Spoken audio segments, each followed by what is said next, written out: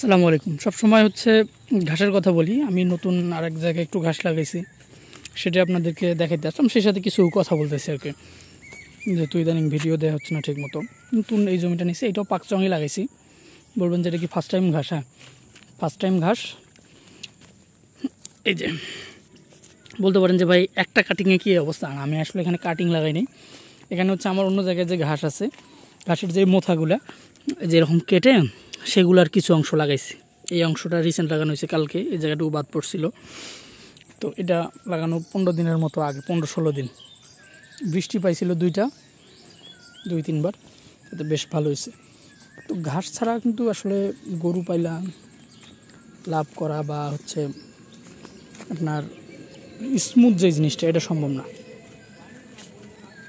কারণ পালা যাবে জিত কইরা, রাগ কইরা, কিন্তু দিন শেষে আসলে ফলাফল কতটুকু পাবেন আপনারা, বা কতটুকু লাভে আছেন, কতটুকু কিসে আছেন, সেটাই হলো বিবেচ্য বিষয়। কারণ আমি এটা করি 2টা পয়সা ইনকামের জন্য। তো আপনার যখন ঘাস থাকবে, বিশেষ করে ডেইরিতে, তখন কিন্তু আপনি সারভাইভ করা সোজা। আর এখানে অনেক প্রতিকূলতা আছে, অনেক কিছু আছে, তার মধ্যে টিকে থাকাটা এমনিই কঠিন। এর বাইরেও এটা আপনার বুদ্ধি করে 2 পয়সা বের করতে হবে। সেটা কীরকম দেখেন, এটা যেহেতু ফার্স্ট টাইম ঘাস লাগাইছি, যেদিন ঘাসটা লাগানো হয় ওই দিন কিছু লাল শাক ছিটাই দেওয়া হয়েছিল। তো এই লাল শাক আমিও খাইতে পারবো, আমার গরুকেও খাইতে পারবো দাম না থাকলে। যদি দাম থাকে 2 পয়সা, আমি উঠাই কিন্তু বিক্রি করতে পারবো। তো এই ছোটো ছোটো বিষয়গুলো খেয়াল রাখা জরুরি। যদি এরকম সুযোগ থাকে, আর চ্যালেঞ্জের অভাব নেই। এতদিন এই পাশের জমিতে ভুট্টা ছিল, তো ওই দিক থেকে লোকজনের হাঁটা চলা ছিল না। এখন যেহেতু ভুট্টাটা উঠে গেছে, এই দিক দিয়ে দেখেন এই যে হেঁটে রাস্তা বের করছে।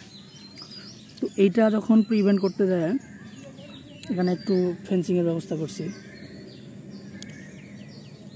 তো এই যে নেট লাগানো হয়েছে, শেয়াল উপরের যে সুতোটা ছিল ছিঁড়ে চলে গেছে।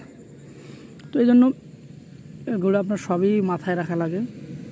আর সবচেয়ে বড় কথা হইল, আপনি যদি ঘাস না করেন তাহলে খামার করতে পারবেন, টিকতে পারবেন, কইরাও সবই হবে, কিন্তু আসলে দিন শেষে লাভের পরিমাণটা হচ্ছে আপনার কমে যাবে।